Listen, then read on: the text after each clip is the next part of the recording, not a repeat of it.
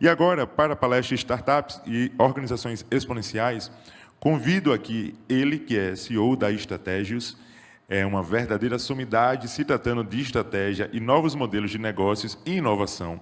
Ele é pesquisador, curador de conteúdo, consultor, professor e autor de vários livros. Já está aqui subindo? Seja bem-vindo, Ney Grando. O palco, mais uma vez, é todo seu.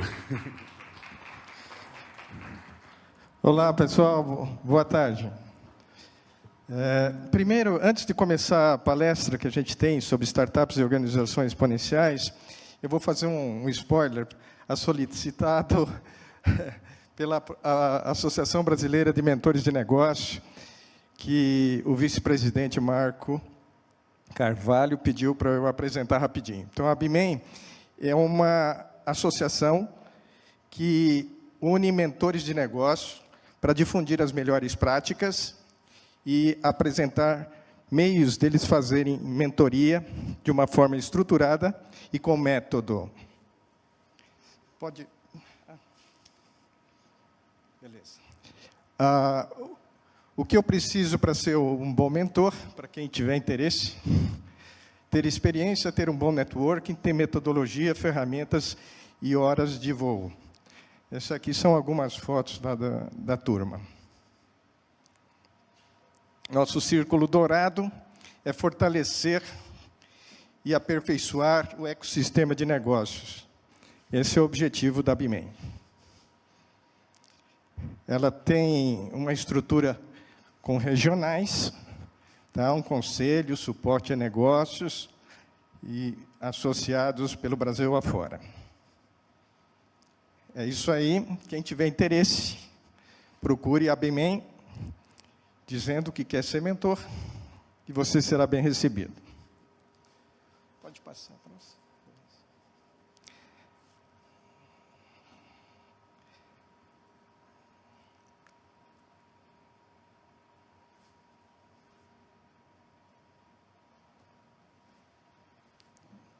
Bem, do que a gente vai falar hoje, né? Uma das coisas que está acontecendo é que a gente tem muita informação. Teve um período que a gente quase não tinha informação. Era difícil conseguir. Os professores tinham que passar o conhecimento para os alunos, porque eles tinham as informações. Hoje nós temos muita informação, mas a informação só se transforma em conhecimento quando ela é absorvida por quem estuda, lê, ouve, né, enxerga e convive na troca de conhecimento com outras pessoas. Então, essa informação, quando ela é absorvida por você e praticada, ela se torna conhecimento. Conhecimento é algo humano, né? Agora, o uso do conhecimento de forma apropriada, o uso do conhecimento de uma forma rica e que gere valor de verdade, no tempo certo, na hora certa e no lugar certo, a gente chama de sabedoria. E é o que mais falta na sociedade. Então, uma das coisas que a gente vai falar um pouco hoje tem a ver com pensamento estratégico. Pensar estrategicamente é algo que você faz antes de você planejar estrategicamente. Nós vamos falar de organizações exponenciais. E o que são? Isso aqui é um pouco da minha experiência, tanto na acadêmica quanto empresarial. Eu já me apresentei hoje cedo, tive 2 empresas de tecnologia e tenho uma série de outras atividades. Esses são alguns livros, né, que eu participei. Mas, se a gente for começar, antes de falar especificamente de organizações exponenciais, eu vou criar um pouco do contexto do que está acontecendo. Nós estamos vivendo um mundo muito acelerado, né? Um mundo de incertezas, com complexidade e com ambiguidade. Aqui tem alguns gráficos para representar de que se trata disso, né? É um mundo volátil por causa da velocidade do que acontece. É complexo por causa do número de variáveis. É incerto porque existe uma dificuldade de predizer o futuro. e é ambíguo porque falta clareza para decidir. Isso tudo complica a vida dos gestores, dos nossos gerentes, daqueles que tomam decisão, dos líderes das organizações. Por outro lado, se o líder tiver a visão, a habilidade de trabalhar com esse caos de informações e de tudo mais, tiver a coragem de enfrentar os desafios e tomar as decisões difíceis e se adaptar, sendo flexível. O líder do século passado não era muito flexível. O líder da nova economia do século XXI, ele precisa ser mais flexível. Se ele tiver o entendimento e as capacidades estratégicas para executar, ele consegue fazer acontecer. Então, o VUCA, para o bom líder, não tem problema, ele consegue avançar. E é isso que a gente precisa cada vez mais. Bem, o século XXI, ele tem algumas coisas que o diferenciam do século passado. Ontem eu estava vendo uma citação dizendo: empresas que foram desenhadas para trabalhar no século XX não prosperarão no século XXI. Eu botaria uma vírgula, a menos que sejam redesenhadas, certo? Ou que seja, nós temos hoje uma série de tecnologias que são exponenciais. A gente vai falar o que significa ser exponencial. A gente tem um mercado globalizado, clima e a biodiversidade sendo afetadas, e isso tudo afeta o local de trabalho, a política, a geopolítica, a ética e a comunidade. Vamos falar um pouquinho de tecnologias disruptivas. Se a gente olhar, o helicóptero, como ele foi projetado por Leonardo da Vinci, no século XVII, certo? Até ele chegar nos dias de hoje, ele passou por uma ideia, virou projeto, virou invenção, mas ele só se torna inovação quando vai para o mercado e quando tem sucesso nessa ida para o mercado. Ou seja, quando o mercado reage positivamente àquela invenção que foi feita lá atrás. Por isso, quando alguém chega para mim e fala assim, eu estou com uma ideia inovadora, eu falo assim, ideia não é inovadora. O final é inovador. A ideia em si, não. Certo? Você pode ter uma excelente ideia. Tem muitos cientistas que fazem projetos maravilhosos, fazem papers maravilhosos, e acabam engavetando, ou deixando só num ambiente muito restrito de outros cientistas. Isso não faz sentido nenhum. Certo? Então, se não for para o mercado, se não mudar a vida das pessoas e não torná-las melhor, não adiantou de nada. Alguns tipos de inovação que a gente pode ver, Incremental é quando você vai melhorando. O carro de hoje é a mesma coisa que o carro de 1920. Ele tem 4 rodas, ele tem câmbio, ele tem motor, ele tem porta, janela. É a mesma coisa, certo? Só aperfeiçoado numa série de aspectos que foram feitos ao longo desse século. Mais de 100 anos. Não é isso? E isso foi feito de forma incremental. Por outro lado, quando você sai de um carro a gasolina e vai para um carro elétrico, onde muda toda a estrutura do carro, onde muda toda a concepção dele para poder trabalhar da forma que um carro elétrico funciona, você já está tendo uma inovação radical. Quando você tem um método para fazer uma construção, e você passa a executar com outro método, por exemplo, isso aí é uma impressora,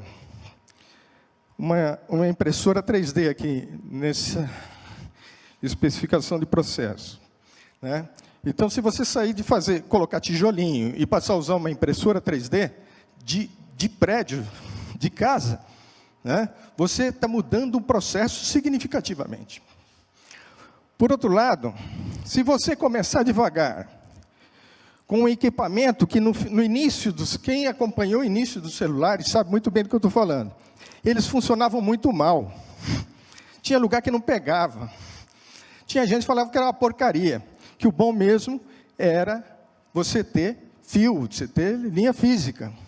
Então, o mercado tradicional, geralmente, ele menospreza essas novas tecnologias que podem se tornar revolucionárias.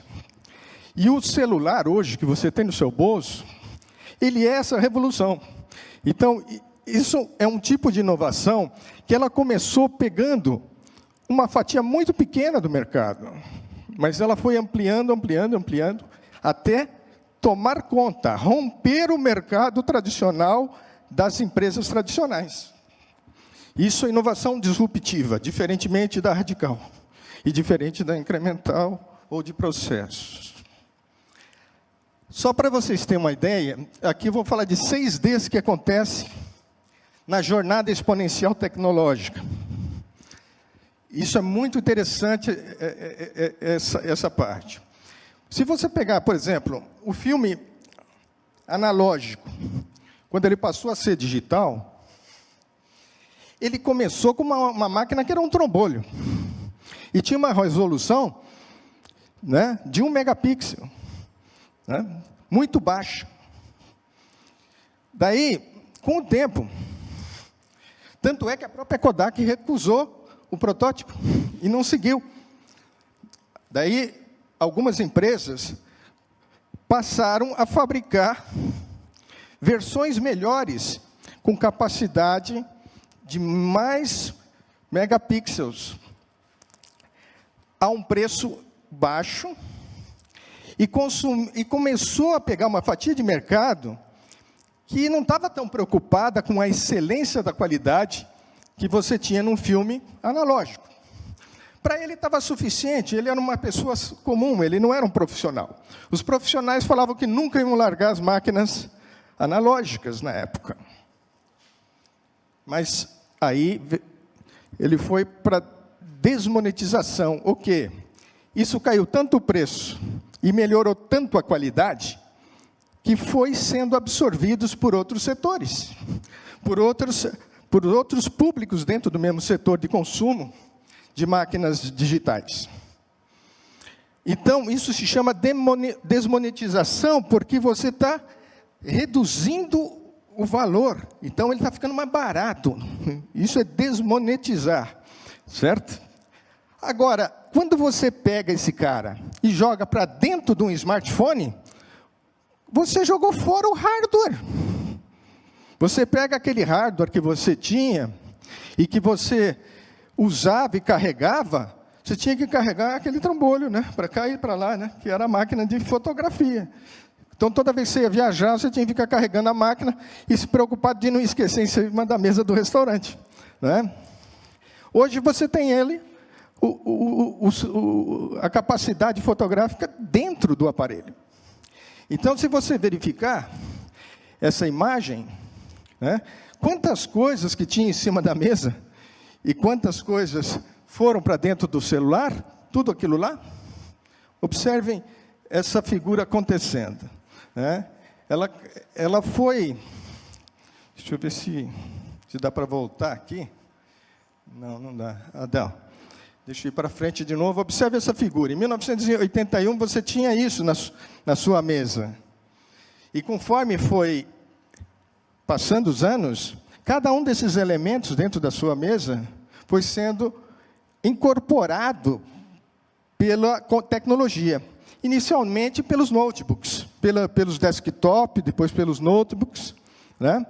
E mais tarde vieram para sua mão, dentro de um smartphone, dentro de um tablet, tá certo? E o último D, né, porque aquilo lá é desmaterialização, quando você tira o material, tirou o hardware de tirar foto, você usa agora o celular, o mesmo aparelho que você usa para telefonar, você usa como computador, você usa como editor de texto, e você usa como máquina fotográfica. Então, você desmaterializou, tirou o lado material que tinha da máquina fotográfica. Mas o último é a democratização. É quando você torna isso tão acessível, né? Por exemplo, na Índia, $25 chegaram a fornecer smartphones. Ele é limitado, certo? Talvez não vai ser a última versão do iPhone, com certeza, né? Mas é um dispositivo acessível. Então, ele se tornou democrático. Então, esse é o percurso da tecnologia quando ela é bem trabalhada, certo? Beleza. Como tecnologias novas e tradicionais, que todo mundo já está usando, são desde as redes sociais, os dispositivos móveis, né? Os recursos de Big Data, que foram falados há pouco, e principalmente Cloud Computing, certo? Você ter informações computacionais e dados sendo processados em data centers distribuídos, que você não sabe bem onde eles estão, e que você dá um nome geral para tudo isso de nuvem, porque é algo abstrato, é algo que está lá, né? Como se fosse no céu, a nuvem, tá certo? Então, o Cloud Computing vem disso, e você tem diversos tipos. Opa. Ele não tem o pointer de... não tem o pointerzinho vermelho. Então, essas daqui são algumas tecnologias que ajudaram a revolucionar o mundo atual, né?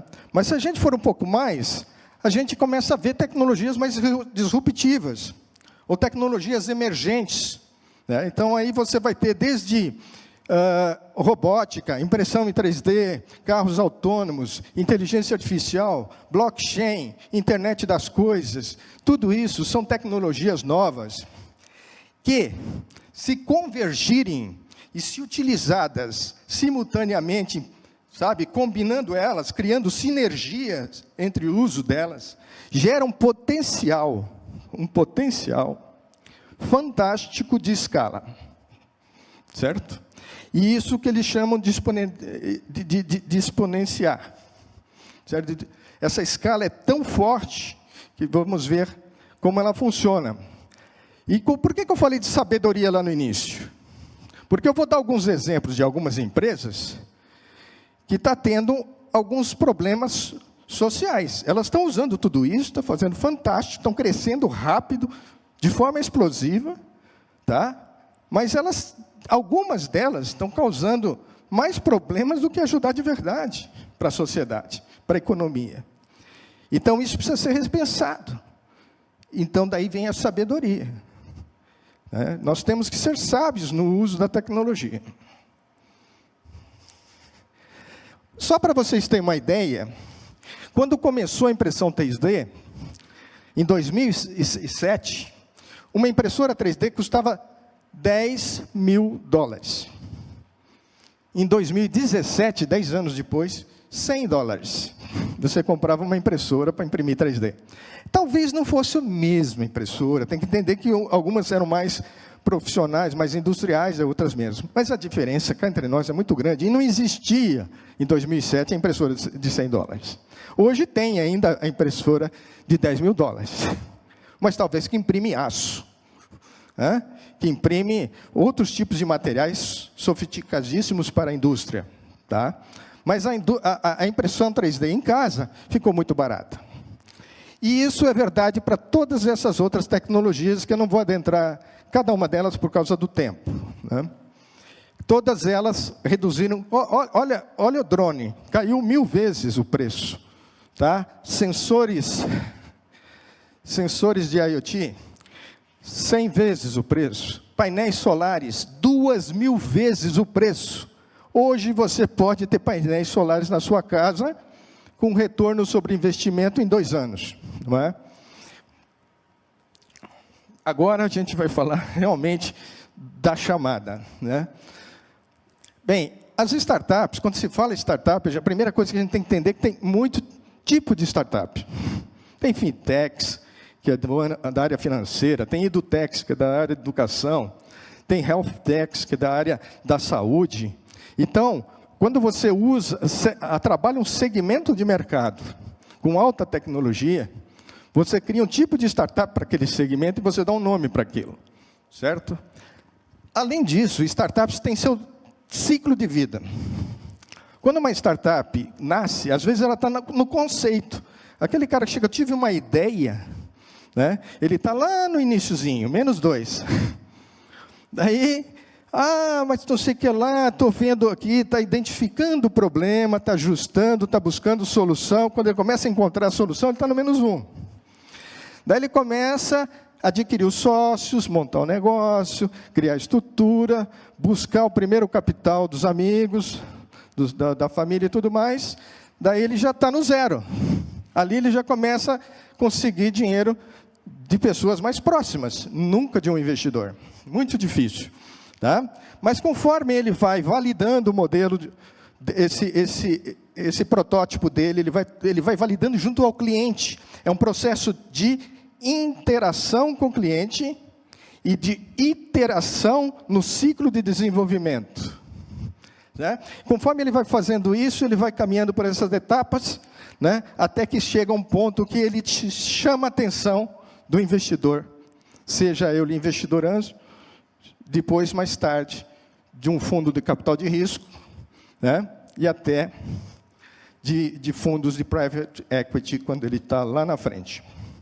Então, buscar o investidor tem o tempo certo, a forma certa, e não façam isso sem fazer um valuation antes. O que é valuation? É avaliar quanto vale o seu negócio, quanto ele vale. Porque se você vai chegar para um cara e pedir dinheiro, você tem que dizer quanto vai dar do seu negócio em troca por ele. Porque você troca por participação acionária dentro do seu negócio. E se você trocou por participação acionária, você vai entregar aquela parte para o investidor e ele vai te dar um pouco de dinheiro em troca daquilo para você tocar o seu negócio. E é assim que funciona. Então, o anjo não existe. Existem os interesses. E quando que o investidor investe numa startup? Quando ele vê potencial de escala. Né? Quando ele vê a possibilidade, por exemplo, de virar um unicórnio. Por falar em unicórnio, a primeira vez que eu fiz esse desenho, que eu preparei ele, foi em 2017. No final de janeiro de 2017, tinha 185 unicórnios no mundo. Empresas que valem mais de $1 bilhão e conseguiram isso em menos de 10 anos, de 5 a 10 anos. Tá certo? Conseguiram sair do 0 para $1 bilhão. Tá? Para sair de 0 a $1 bilhão, só de forma exponencial. Não dá para fazer de forma sequencial e linear, como no século passado. Então, aqui nós temos, hoje, em novembro de 2020, mais de 500. Veja quanto cresceu em tão pouco tempo. Né? A mesma coisa aconteceu, por exemplo, no número de startups no Brasil. Tínhamos o 2019, devia ter 15, 20 mil, hoje, né, tem 30 mil startups. Nós tínhamos 342 fintechs, hoje tem 734 fintechs. Só mexendo no mercado financeiro. Né? Bem, o que é exponencial? O cara chega na empresa e fala assim, mas quanto você quer ganhar de salário? Eu falo assim, não, eu só quero ganhar 1 centavo no primeiro dia, 2 no segundo, 4 no terceiro, 8 no quarto. Só isso, só alguns centavos. Né? Só que você pega 1 centavo no primeiro e dobra, e dobra, e dobra. Isso a gente está fazendo só base 2, hein? Tá? Só base 2. Chega no 31º dia, você está lá com quanto? 10.737.418 de salário no final do mês. Só isso. Né? Tem aquela história também do grão de arroz, né? Do cara que pediu só no tabuleiro de xadrez, 1 grão de arroz na primeira casa, 2 na segunda. Então, é muito parecido. Mas é para a gente ter uma ideia disso aqui. Aliás, voltando... Agora eu voltei demais. Aqui. Se eu der 30 passos, só que cada passo meu, depois, agora eu dei 1, né? Depois 2, 4, 8... Quando você der o 30º passo, 30, só 30, você já deu 26 voltas na Terra. Exponencialidade é assustador. Volta. Tá. Aqui é para a gente ter uma ideia do que é linear e o que é exponencial. Tá? Quando a gente viu lá a disrupção, aquele negócio, a máquina analógica era linear, tá bom? E a máquina digital estava lá embaixo, ó, perdendo para a máquina analógica. Perdendo, perdendo, perdendo, até que ela foi melhorando, melhorando, melhorando, e conseguiu empatar. Né? E daí começa a exponencialidade. Aquilo ali causa um rompimento. Isso que é a disrupção. Sabe? Quando você fala que algo é disruptivo, né, tem a ver com isso. Tem a ver com romper mercado. Tem que a ver com tomar o mercado daquela empresa que era analógica. Ela não fechou a Kodak. A Kodak existe, está muito bem, obrigado. Mas não é do tamanho que era. E ela perdeu o seu principal filé, que era a mídia analógica de máquinas fotográficas. Aqui é uma outra, para vocês também terem ideia de exponencialidade. Levou 75 anos para o telefone atingir 50 milhões de pessoas. 38 anos para o rádio. 13 anos para a TV. 4 anos para a internet atingir. 3 anos para o iPhone, os celulares, né? Os smartphones atingirem. 2 anos para o Instagram atingir os mesmos 50 milhões de usuários.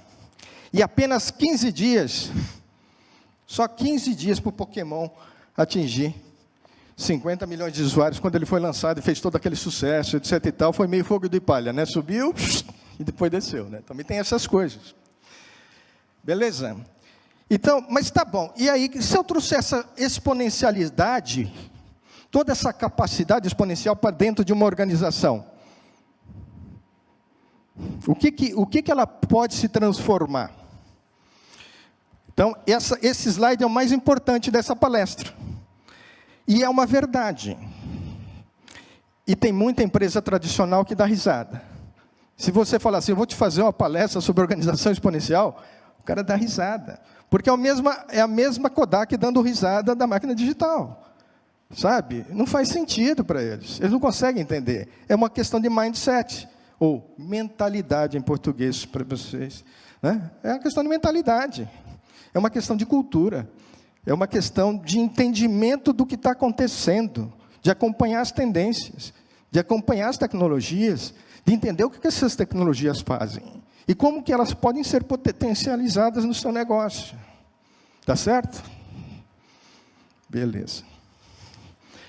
Então, se vocês verem aqui, eu trouxe alguns exemplos de empresas exponenciais.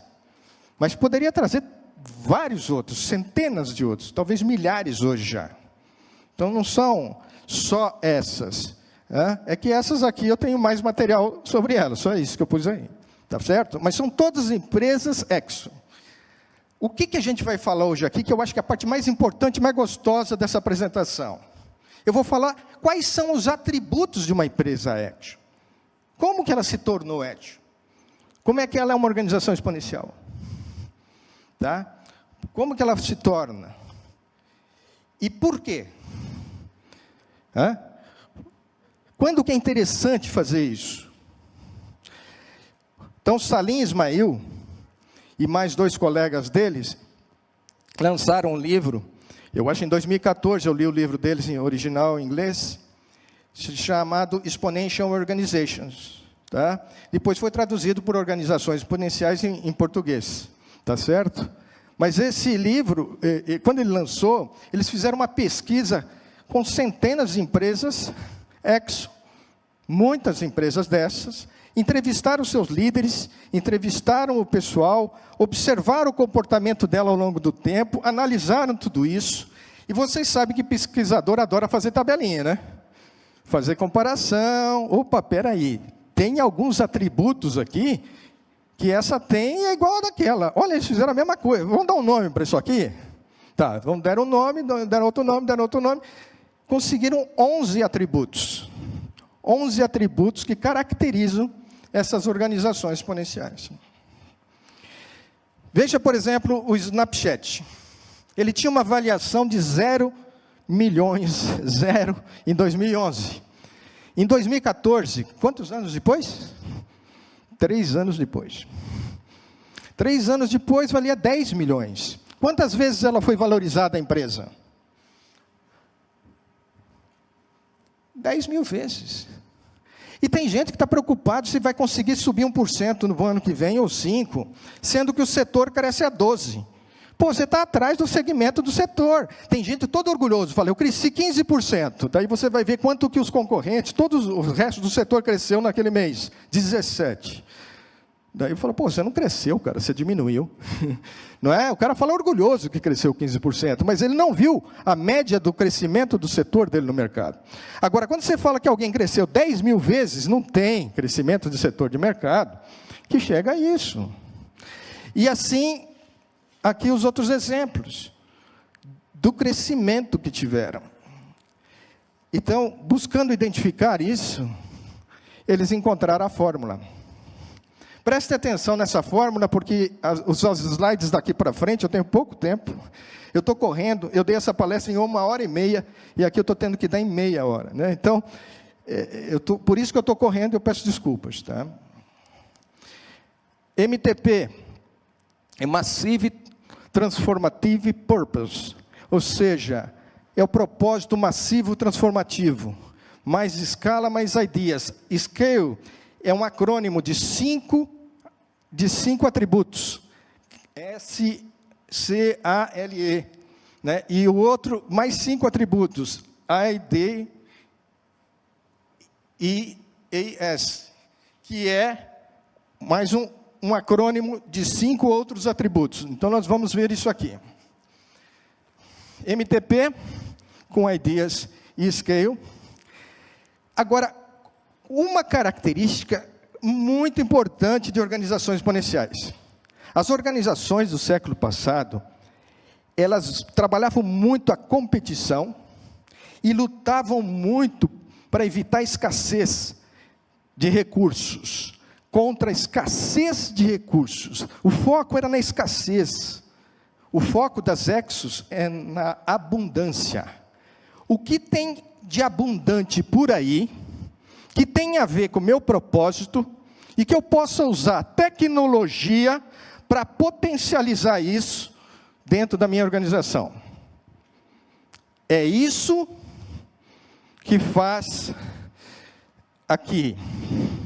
Então, o Ideas é gestão, certo? E...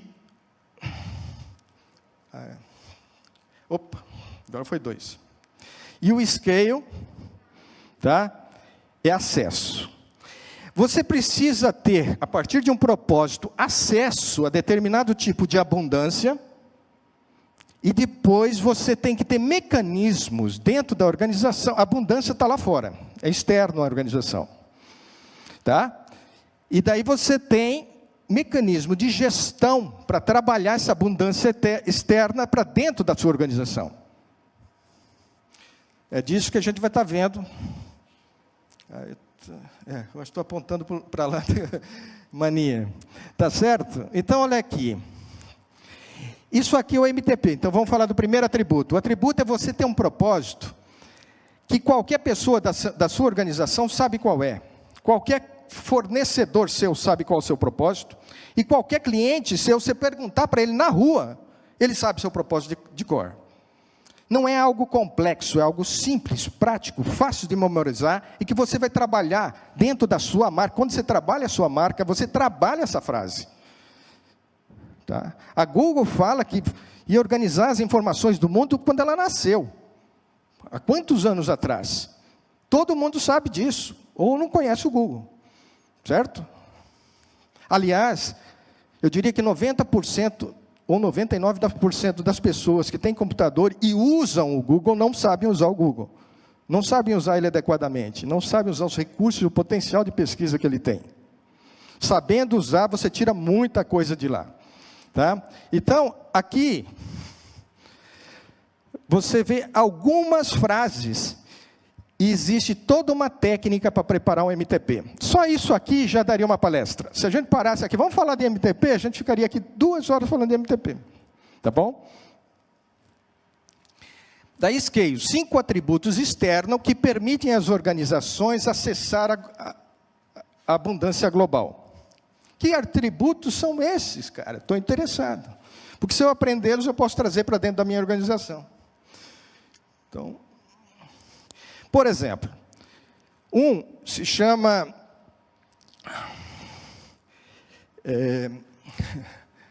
acessos sob demanda. Você vai utilizar equipes sob demanda, staff on demand, in English, tá ok? Staff on demand, que é o mesmo que as equipes sob demanda.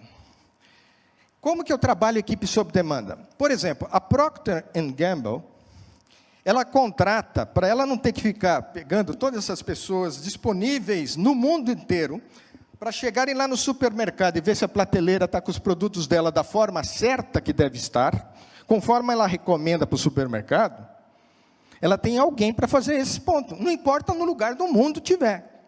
Eles têm. Mas como é que eles conseguem isso? Eles contratam uma pessoa naquele lugar para fazer esse serviço lá sob demanda. Não é sempre. Quando precisa, o cara vai lá e faz, e acabou, recebe e continua seguindo a sua vida. Tá? Então, ele não é uma pessoa fixa dentro da empresa. Tá? O que ele pegou, aquele custo do CAPEX se transformou em OPEX. Né? Certo? Ele pegou e deixou de ter um custo fixo com profissionais de dentro, para ter, eventualmente, conforme necessita, pessoas de fora atendendo a ele. Então, ela contratou uma empresa chamada GigaWalk, que fazia o recrutamento, fazia o trabalho dessas pessoas, para fazer a alocação dinâmica com ela, simplificou a gestão dela, porque ela tem que só trabalhar com a GigaWalk, ela, né, não precisa ficar cuidando de cada um, e a GigaWalk se especializou nisso, e tem N clientes que nem a Procter & Gamble. Então, nós temos aí oportunidade para as Procter & Gamble da vida brasileira, e temos oportunidade para possíveis GigaWalks brasileiras. Só aqui já temos duas oportunidades de negócio, certo? Freelancers. Muitas empresas estão trabalhando freelancer. Tá? Como que você trabalha freelancer? Você vai lá e sai contratando um a um? Né? Então, fica mais fácil de uma empresa especializada em alocar freelancer quando você precisa, desalocar quando precisa. Tá? Existe uma empresa chamada Fiverr, que faz esse trabalho de freelancer. Então, aqui é só um atributo. E eu vou ter pouquinho tempo para falar dos outros. Então, eu vou correr muito. Tá certo? Beleza. Outro. Lá a gente falou de pessoas que seriam como funcionários. Aqui, a gente está falando de multidão, de crowd e de comunidade. Então, tem formas de você trabalhar a comunidade. A Wikipedia conseguiu com que o mundo inteiro fizesse a melhor enciclopédia do mundo, né? A ponto de vencer, né, empresas especializadas como a Barça da vida, tá certo? Nesse setor. A Quickstarter, uma empresa americana que permite com que você arrecade fundos para a sua ideia, para o seu negócio, para a sua startup, de uma forma aberta, pública. Tá? Existem técnicas para isso, eu poderia falar muito só disso, mas não temos tempo. Então, no Brasil, a gente tem a Catarse, Quicante e Vaquinha, que é o correspondente, mas já tem, esses já fizeram. Tá? Então, aqui você está aproveitando uma comunidade que gostou do seu propósito e está a fim de trabalhar junto com você nesse processo. Tá? Outra, algoritmos. Bem, se eu for falar de algoritmos, né, só de inteligência artificial focada em negócios e tomada de decisão em negócios, também é uma outra área que eu estudei 102 casos de negócios usando inteligência artificial nas organizações e como elas tomam decisão utilizando esses processos. O que é? Utilizar algoritmo, você pode usar a inteligência artificial, mas não necessariamente. Tem empresa que não usa adequadamente. Por exemplo, a UPS, quando passou a usar adequadamente algoritmos, ela com 55 mil caminhões, 16 milhões de entregas por dia, 16 milhões de entregas por dia, ela economizou 85 milhões de milhas por ano, e isso convertendo em dólares é 2,25 bilhões de dólares, quando ela incluiu algoritmos dentro da sua logística dos caminhões. Algoritmos apropriados, algoritmos inteligentes, baseado no Big Data, que o meu colega Roberto Mayer explicou. Tá certo? O Roberto Mayer ele entende disso. Então, faz sentido, faz todo sentido. Quando você vê essa economia, quando você vê o que dá para fazer com o algoritmo, você entende. Acesso a ativos alavancados. Lá na Staff on Demand, é pessoas alavancadas dinamicamente. Ativos alavancados é quando você usa coisas dinamicamente, sem precisar ter todo um custo de ativo fixo para aquilo. Por exemplo, tem muita organização, né, antes da pandemia principalmente, que estava usando espaços para os seus funcionários trabalharem externamente, mais perto das casas deles, onde eles se sentiam melhor. Não é? Então, você vê, o Hyatt, eu fiquei num hotel desse, eu nem sei se é assim que fala, Hyatt, fundado em 57, vale 8 bilhões de dólares. Airbnb, fundada em 2008, quando eu preparei esse material, valia 65 bilhões de dólares, hoje mais, porque essa anotação é antiga. Tá? A Amazon Web Services, né, é um exemplo de empresa que alavanca recursos para os outros, mas você pode usar o recurso dos outros, quando você aloca esse espaço do Airbnb, ou de escritórios, também que tem no mesmo formato. Tá? Já está acabando o meu tempo. E eu tenho que entrar... Ainda tem engajamento, que é como você engaja pessoas, né, seja os crowd, seja esse pessoal de staff. Nós temos a questão das ideias, de como que você trabalha dentro da organização essa abundância em termos de gestão. Daí você usa interfaces, e essas interfaces podem ser desde a interface de programas de aplicação, que são usadas para que um sistema converse com o outro. Tem a ver com integração, tem a ver com expansão. Você tem interfaces de usuário e interfaces e a experiência do usuário. Tudo isso tem que estar alinhado. Tudo isso tem que estar alinhado, é uma arte, mas é uma dica. Se eu usar a interface adequadamente, eu vou gerar minha staff sob demanda melhor. Eu vou gerenciar melhor meus algoritmos. Eu vou gerenciar melhor minha comunidade. Então, esses atributos de gestão, é para eu poder tratar aqueles outros atributos de expansão. Certo? Beleza. Dashboards. Dashboards, qualquer um que conhece um pouco de BI, né, de Business Intelligence, e sabe trabalhar dados internos de empresa, sabe que os líderes, eles precisam de alguns gráficos para eles tomarem decisão. Eles não querem ver todos os dados da empresa, eles não precisam e não têm tempo. Então, cada vez mais você tem que ter mecanismos de exibir as informações de forma inteligente. Todas essas empresas usam dashboards. Daí você vai falar, Ney, mas tem 11 atributos, eu tenho que ter todos eles na minha organização? Se você tiver 4 deles bem estruturados, bem definidos, já pode te dar uma bela de uma organização com um potencial exponencial de crescimento. Por que eu falo potencial? Porque depende mais da sua gestão, do seu mindset, de como você vai trabalhar tudo isso. Não basta você ter as ferramentas, precisa saber usá-las. Tá certo? Beleza. Experimentação. Esse é um carro totalmente experimentado, como se fosse um software. A gente ouviu falar de Lean Startup, certo? Eles usaram todo o modelo, mesmo modelo do Lean Startup para carro.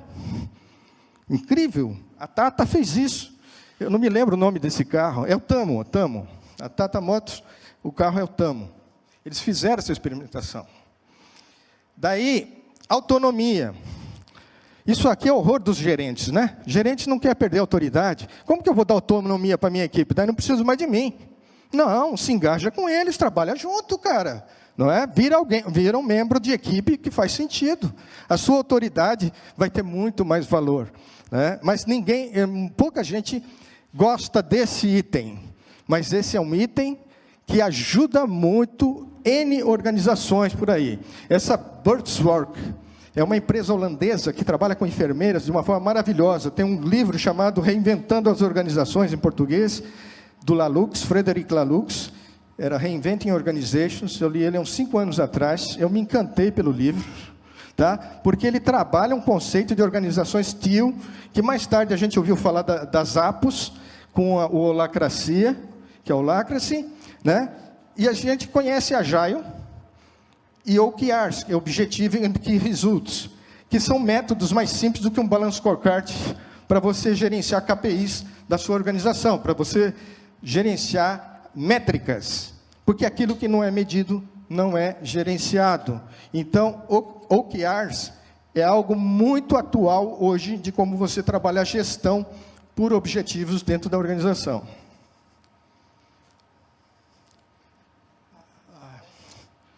Foi 2. Deixa eu voltar um aqui. Eu não sei.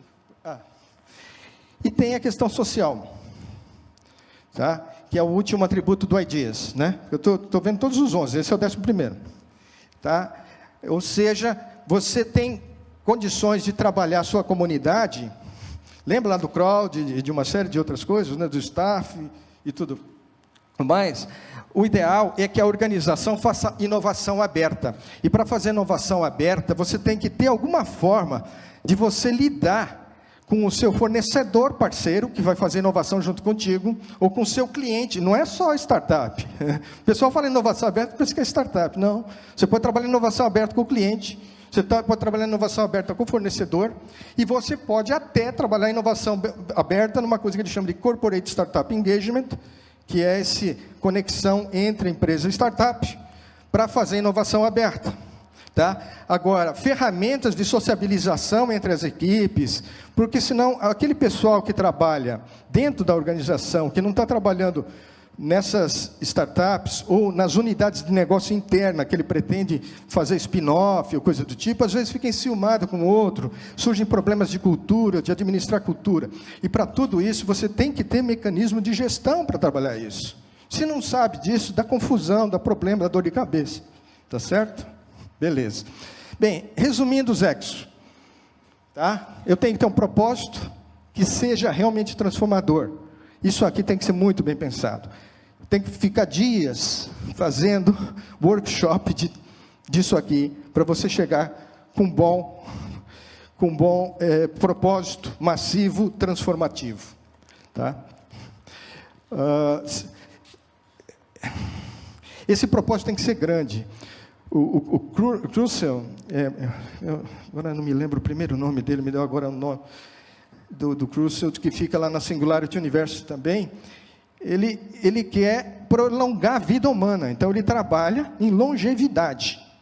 Então ele acha que a gente pode se tornar imortal, certo? Ou pelo menos viver centenas de anos. Porque ele está vendo o mecanismo das nossas células não envelhecerem. Tá? Outro deles está querendo explorar asteroide. Ou seja, ele está trabalhando para ver como é que vai botar lá com o Elon Musk, vai lá conversar, fazer negócio com ele, como é que ele vai botar para explorar esses asteroides. Tá? Então, sabe, os propósitos desses caras são loucuras, você pegar o pessoal da Singularity University. Mas se a gente pegar as ODS, os Objetivos de Desenvolvimento Sustentável da ONU, que qualquer um que defende sustentabilidade como eu, a gente sabe que dá para usar todo esse potencial para acabar com a fome do mundo, para acabar com a questão do problema de eletricidade que foi colocado aqui, e para resolver os maiores problemas da humanidade. Né? Aqui é só um resumo, existe um canvas para fazer isso, tá? E aqui é alguns papéis desse líder, que vai liderar esses Exos. Então, no livro do Salim Ismail e dos colegas, ele fala desses 4 tipos de líderes, né? Do líder como futurista, que é um cara que fica olhando as possibilidades, né? O líder como tecnólogo, que entende dessas tecnologias todas para implementá-las. O líder como inovador, que é aquele que pega aquela descoberta daquele outro e vai ver como transformar isso para o mercado, que não basta ter ideia, né? Ele tem que ter o líder como humanitário, que olha os problemas sociais, que olha os problemas ambientais e que olha tudo como transformar, porque senão as empresas desse século, se elas não tiverem essa visão, por isso que tem o ESG, né? Do Environment, Social and Governance, né? Que agora está substituindo o termo que eles chamavam de sustentabilidade, os 3 P da sustentabilidade. Tá? Mas o que tem a ver? As empresas hoje, para conquistarem os jovens, se ele descobrir que a sua empresa explora funcionário, polui rio, ele não compra de você. Então, a sociedade está mudando naturalmente para se preocupar com a preservação ambiental. Então, a empresa que não muda, ela não está acompanhando isso. E ela não pode pensar para mudar quando não der mais. Se não começar a agir agora, porque leva anos para essas transformações acontecerem. Tá certo? Então, eu estou acabando já. Tem alguns recadinhos, por exemplo. O que se chama transformação digital, transformação organizacional? Né? A transformação organizacional começa pela cultura, pela estratégia, para depois você ficar pensando em modelo de negócio, processos, não é? Você pensar no Customer Experience, certo? Para você pensar nisso tudo e colocar isso em qualquer lugar, qualquer hora, de qualquer forma, que é o digital de hoje, é diferente de digitalização do passado. O digital de hoje é você ter acesso à empresa a qualquer hora, qualquer lugar, em qualquer dispositivo. Se eu estou no celular, acesso via celular, continuo no meu PC, volto para o trabalho, uso o celular da esposa e continuo fazendo o meu trabalho. Tá certo? Então, aqui, coloca, né, que antes da gente pensar nessa transformação digital, a gente tem que pensar na transformação organizacional. A gente tem que pensar em agilidade. A gente tem que pensar nessa exponencialidade. E a gente tem que estar de olho nas tendências. Certo? Beleza. Estamos acabando. Mais 2 imagens. Essa aqui faz algumas perguntas. O que você quer mudar na sua empresa? No seu modelo de negócio? Tá? Trata-se de um novo modelo ou é um modelo existente e adaptado? Se é um novo modelo, você vai para um lado. Se é outro, você vai para o outro. Daí você vai trabalhar na borda ou vai trabalhar no núcleo? Se você vai trabalhar na borda, é de um jeito. Se você vai trabalhar no núcleo, é no outro. Essa imagem aqui vale uma nota. Tá? Porque ela diz como que é o ideal de você fazer a sua transformação digital. Não é sair fazendo transformação digital, você tem que saber onde você quer chegar. Né? E daí você tem lá a questão dos vários modelos que você pode atingir, parecidos e similares, se você escolher esses caminhos da forma certa. Beleza, era isso.